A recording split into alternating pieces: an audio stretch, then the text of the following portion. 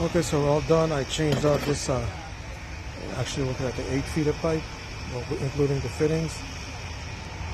And that's all the broken, damaged pipe over there. It's like all cracked up and busted up by roots.